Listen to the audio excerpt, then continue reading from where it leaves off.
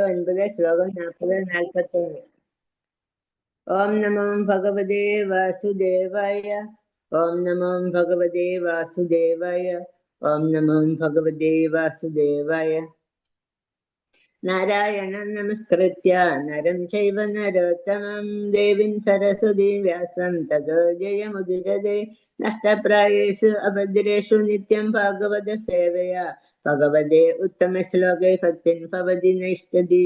മുഖം കരോതി വാചാലാപം ലംഘതേ ഗിരിം യത്കൃപാതമഹം വന്ദേ ശ്രീ ഗുരുദീനചാരുണം ശ്രീ പരമാനന്ദ മാധവം ശ്രീ ചൈതന്യമീശ്വരം. കൃഷ്ണായ വാസുദേവായ ദേവകീ നന്ദനായ ച നന്ദഗോപകുമാരായ ഗോവിന്ദായ നമോ നമഃ. ഓം അജ്ഞാനതിമിരാന്തസ്യ ജ്ഞാനാഞ്ജനശലാഖയാ ചക്ഷുരുന്മീലനം യേന തസ്മൈ ശ്രീ ഗുരുവേ നമഃ. നമാവോം വിഷ്ണുപാദായ കൃഷ്ണപ്രഷ്ടായ ഭൂതലേ ശ്രീമതേ ഭക്തിവേദാന്ത സ്വാമിൻ ഇതി നാമിനെ. നമസ്തേ സാരസ്വതീ ദേവി ഗൗരവാണി പ്രചാരിണി നിർവിശേഷ ശൂന്യവാദി പാശ്ചാത്യദേശതാരിണി. പഞ്ചാകൽപതരൂപച കൃപാസിന്ധുഭ്യോ പതിതാനാം പാവനേഭ്യോ വൈഷ്ണവേഭ്യോ നമോ നമഃ. ജയ ശ്രീകൃഷ്ണ ചൈതന്യ പ്രഭു നിത്യാനന്ദ ശ്രീ അദ്വൈത ഗദാധര ശ്രീവാസാദി ഗൗരഭക്തവൃന്ദ. ഹരേ കൃഷ്ണ കൃഷ്ണ കൃഷ്ണ ഹരേ ഹരേ ഹരേ രാമ രാമ രാമ ഹരേ ഹരേ. ഹരേ കൃഷ്ണ. ശ്രീമദ് ഭാഗവത സ്കന്ധം 3 അധ്യായം 9 ശ്ലോകം 40-41. യ ഏതേന പുമാൻ നിത്യം സ്തുത്യാ സ്തോത്രേണ മാം ഭജേത് തസ്യാശു സംപ്രസീദേയം സർവകാമവരേശത. യ ഏതേന പുമാൻ നിത്യം സ്തുത്വാ സ്തോത്രേണ മാം ഭജേത് തസ്യാശു സംപ്രസീദേയം സർവകാമവരേശ്വര. യ ഏതേന പുമാൻ നിത്യം സ്തുത്വാ സ്തോത്രേണ മാം ഭജേത് തസ്യാശു സംപ്രേഷദേയം സർവകാമവരേശത. യഹ ഏതൊരുവൻ ആയാലും ഏതേന ഇതിനാൽ പുമാൻ മനുഷ്യജീവി നിത്യം പതിവായി സ്തുത്വ പ്രാർത്ഥിക്കുക സ്തോത്രേണ ശ്ലോകങ്ങളാൽ മാം എന്നെ ഭജേത് ആരാധിക്കട്ടെ തസ്യ അദ്ദേഹത്തിന്റെ ആശു വളരെ പെട്ടെന്ന് സംപ്രസീദേയം ഞാൻ നിറവേറ്റും സർവ എല്ലാ കാമ ആഗ്രഹങ്ങൾ വര ഈശ്വര എല്ലാ അനുഗ്രഹങ്ങളുടെയും ഭഗവാൻ. വിവർത്തനം ശ്രീല പ്രഭുപാദ് കീജെ. ബ്രഹ്മാവിനെ പോലെ എന്നെ പ്രാർത്ഥിക്കുകയും ആരാധിക്കുകയും ചെയ്യുന്ന ഏതൊരു മനുഷ്യജീവിയും വളരെ പെട്ടെന്ന് അവന്റെ ആഗ്രഹങ്ങളുടെ സബലീകരണത്താൽ അനുഗ്രഹിക്കപ്പെടും. കാരണം എല്ലാ അനുഗ്രഹങ്ങളുടെയും ഭഗവാൻ ഞാനാകുന്നു. ഭാവാർത്ഥം ശ്രീല പ്രഭുപാദ് കീജെ. ബ്രഹ്മാവ് സമർപ്പിച്ചതുപോലുള്ള പ്രാർത്ഥനകൾ ഒരുവന് സ്വന്തം ഇന്ദ്രിയ സംതൃപ്തിക്ക് വേണ്ടിയുള്ള അഭിലാഷങ്ങളുടെ സബലീകരണത്തിനായി കീർത്തിക്കുവാനാവില്ല. തന്റെ സേവനം കൊണ്ട് ഭഗവാനെ സന്തുഷ്ടനാക്കുവാൻ ആഗ്രഹിക്കുന്ന ഒരുവന് മാത്രമേ അത്തരത്തിലുള്ള പ്രാർത്ഥനകൾ തെരഞ്ഞെടുക്കുവാൻ കഴിയുകയുള്ളൂ. അതീന്ദ്രിയ ഭക്തിയുടെ സേവനവുമായി ബന്ധപ്പെട്ട് എല്ലാ പ്രാർത്ഥനകളും ഭഗവാൻ നിശ്ചയമായി സഫലമാക്കും. പക്ഷെ അഭക്തന്മാരുടെ ചാബല്യങ്ങൾ സഫലമാക്കുവാൻ ഭഗവാന് കഴിയില്ല. അത്തരം താൽക്കാലിക ഭക്തന്മാർ ചിലപ്പോഴൊക്കെ അദ്ദേഹത്തിന് നല്ല പ്രാർത്ഥനകൾ നൽകാറുണ്ടെങ്കിൽ പോലും. ശ്ലോകം 41. പൂർത്തേന തപസാ യജ്ഞൈർ ദാനൈർയോഗ സമാധിന രാത്രം നിശ്രേയസം പുംസ മത്പ്രീതി സത്വവിന്മദം. പൂർത്തേന തപസാ യജ്ഞൈർ ദാനൈർയോഗ സമാധിന രാത്രം നിശ്രേയസം പുംസ മത്പ്രീതി സത്വവിന്മദം.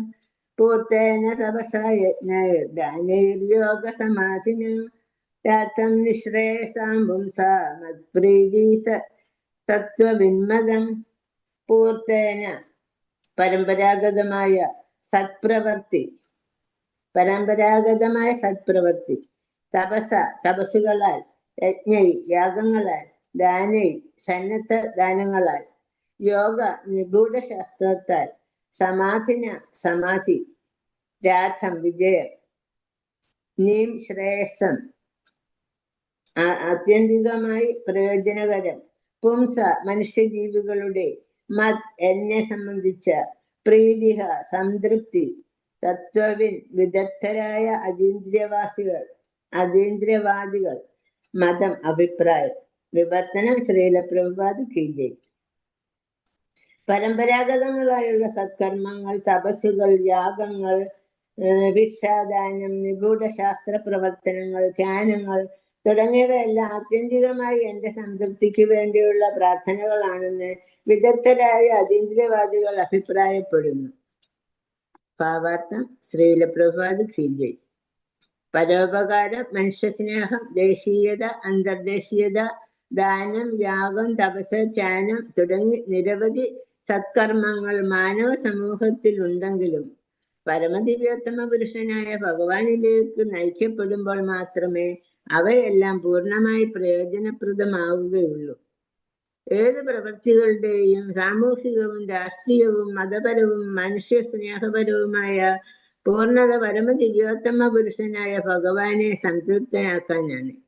കുരുക്ഷേത്ര യുദ്ധകളത്തിൽ അർജുനൻ തെളിയിക്കപ്പെട്ട വിജയരഹസ്യം ഭഗവാന്റെ ഭക്തന്മാർക്കെല്ലാം അറിവുള്ളതാണ്.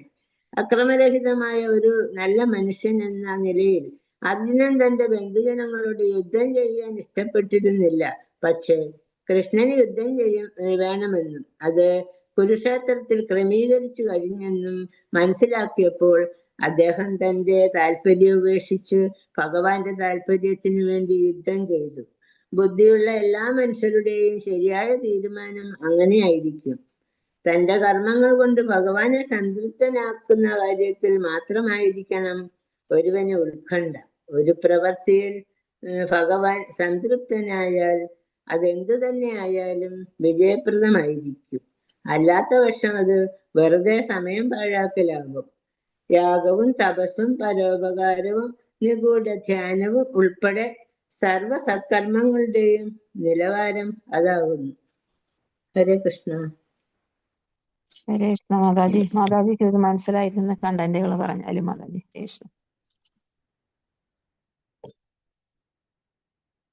ഇവിടെ നമ്മൾ ബ്രഹ്മാവിനോട് ഭഗവാൻ പറയുന്ന സന്ദർഭങ്ങളാണ് ഇവിടെ പറഞ്ഞുകൊണ്ടിരിക്കുന്നത്.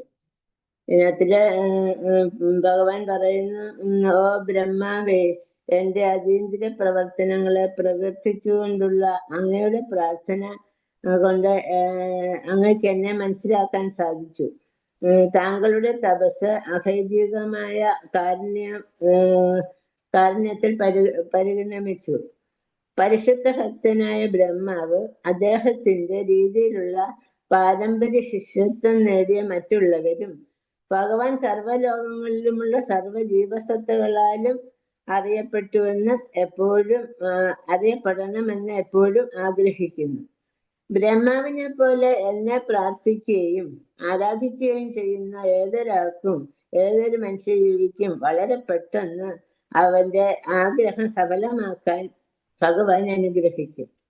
എല്ലാ അനുഗ്രഹങ്ങളുടെയും ആധാരം ഭഗവാൻ തന്നെയാണല്ലോ. ബ്രഹ്മാവിന്റെ പ്രാർത്ഥന ഒരിക്കലും സ്വന്തം ഇന്ദ്രിയ സംതൃപ്തിക്ക് വേണ്ടിയുള്ളതായിരുന്നില്ല, ഭഗവാനെ സന്തുഷ്ടനാക്കുവാൻ വേണ്ടിയുള്ളതായിരുന്നു. അതീന്ദ്രിയ ഭക്തിയുടെ സേവനവുമായി ബന്ധപ്പെട്ട എല്ലാ പ്രാർത്ഥനകളും ഭഗവാൻ നിശ്ചയമായും സഫലീകരിക്കും. അഭക്തരുടെ ചാബല്യങ്ങൾ സഫലമാക്കാൻ ഭഗവാന് സാധിക്കുകയില്ല. അവർ നല്ല രീതിയിലുള്ള പ്രാർത്ഥനകൾ ചെയ്താൽ പോലും അഭക്തരെ ഭഗവാൻ അത്ര താല്പര്യപ്പെടുന്നില്ല. ഇനി ശ്ലോകം 41 പറയുന്നത്, തപസ്സുകൾ, യാഗങ്ങൾ, ഭിക്ഷാദാനം, ധ്യാനങ്ങൾ തുടങ്ങിയവയെല്ലാം ഭഗവാനെ സംതൃപ്തിപ്പെടുത്താൻ വേണ്ടിയുള്ളതാണ് പ്രാർത്ഥനകളാണെന്നാണ് വിദഗ്ധരായ അതീന്ദ്രിയവാദികൾ പറയുന്നത്. പരോപകാരം മനുഷ്യന് ദേശീയത, അന്തർദേശീയ ദാനം, യാഗം, തപസ് എല്ലാം തന്നെ മനുഷ്യ സമൂഹത്തിനുണ്ടെങ്കിലും ഭഗവാന് വേണ്ടിയിട്ട് അത് ചെയ്തെങ്കിൽ മാത്രമേ അതിൽ നിന്ന് പൂർണ്ണ പ്രയോജനം ഉണ്ടാകുകയുള്ളൂ എന്നാണ് ഇവിടെ പറയുന്നത്. സാമൂഹ്യവും രാഷ്ട്രീയവും മതപരവും മനുഷ്യ സ്നേഹപരവുമായ പൂർണ്ണത വേണമെങ്കിൽ പരമപുരുഷനായ ഭഗവാനെ സംതൃപ്തരാക്കേണ്ടതായിട്ടുണ്ട്. അതിന്റെ എക്സാമ്പിളാണ് കുരുക്ഷേത്ര യുദ്ധത്തിൽ അർജുനന് യുദ്ധം ചെയ്യത്തില്ല, ബന്ധുക്കളെയൊക്കെ കണ്ടപ്പോൾ യുദ്ധം ചെയ്യത്തില്ല എന്ന് ഭഗവാനോട് പറഞ്ഞ സമയത്ത് ഭഗവാൻ അർജുനനോട് യുദ്ധം ചെയ്യണമെന്ന് തന്നെ ആവശ്യപ്പെടുന്നു. അങ്ങനെ ചെയ്തപ്പോൾ അർജുനൻ പിന്നെ യുദ്ധം ചെയ്യാൻ തന്നെ സമ്മതിക്കുന്നു. അപ്പൊ അതിൽ നിന്ന് മനസ്സിലാക്കുന്നത് ഭഗവാൻ പറയുന്നതാണ് നമ്മൾ കേൾക്കേണ്ടതെന്നുള്ള ഇതാണ്. അങ്ങനെ ചെയ്യുന്നതാണ് അത് ഭഗവാൻ ഇഷ്ടം. അത് തന്നെയാണ്. അങ്ങനെ ചെയ്തെങ്കിൽ മാത്രമേ നമുക്ക് ഭഗവാനിൽ നിന്നുള്ള അനുഗ്രഹം കിട്ടത്തുള്ളൂ. അത് തന്നെയാണ് ബുദ്ധിയുള്ള ഏതൊരു മനുഷ്യനും ചെയ്യുന്നതും ഭഗവാൻ പറയുന്നതും ഭഗവാൻ ആഗ്രഹിക്കുന്നതും ആയിട്ടുള്ള കാര്യങ്ങൾ ചെയ്യാനാണ് ബുദ്ധിയുള്ളവര് ചെയ്യുന്നത്.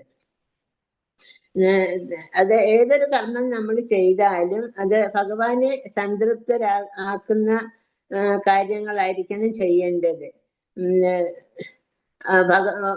ഒരാളിന്റെ പ്രവർത്തികൾ ഭഗവാൻ സംതൃപ്തനായാൽ എന്തായാലും ആ കാര്യത്തിൽ നമുക്ക് വിജയം വരിക്കും. അല്ലാത്ത പക്ഷം അത് നമ്മുടെ സമയം പാഴാക്കലായിരിക്കും എന്നാണ് പറയുന്നത്. എല്ലാ യാഗത്തിന്റെയും തപസ്സിന്റെയും എല്ലാ ഉദ്ദേശം ഭഗവാനെ സംതൃപ്തമാക്കുമെന്ന് ഉള്ളത് നമ്മൾ ഭഗവത്ഗീതയിലും ഒക്കെ പഠിച്ചിട്ടുള്ളതാണ്. അപ്പൊ നമ്മൾ ഏതൊരു പ്രവൃത്തികൾ ചെയ്യുമ്പോഴും ഭഗവാനെ മുൻനിർത്തി വേണം ചെയ്യാൻ. എങ്കിൽ മാത്രമേ നമുക്ക് ആ കാര്യത്തിൽ വിജയം വരിക്കുകയുള്ളൂ. അതുകൊണ്ട് ഗുണങ്ങൾ ഉണ്ടാകത്തുള്ളൂ. ഹരേ കൃഷ്ണ. അത്രയൊക്കെ അറിയത്തുള്ളൂ. കൊച്ചു ശ്ലോകമാണ്. മാതാജി നല്ലപോലെ പറഞ്ഞു. ഹരേ കൃഷ്ണ. ഇതിൽ കൂടുതൽ അധികം എന്തെങ്കിലും പറയാനുണ്ടെങ്കിൽ ശാന്തി മാതാജിയെ വിളിച്ചിരിക്കുന്നു. ഹരേ കൃഷ്ണ. ശാന്തി മാതാജി ഇല്ല ഇന്ന്. അത് ക്രൂരമ്മ പറയും. പറഞ്ഞല്ലോ. പറഞ്ഞോളൂ മാതാജി. ഹരേ കൃഷ്ണ. ഇനിയുണ്ടെങ്കിൽ. ഇനിയൊന്നും ഇല്ല പ്രഭു. 2 കൊച്ചു ശ്ലോകമായിരുന്നു ഇത്.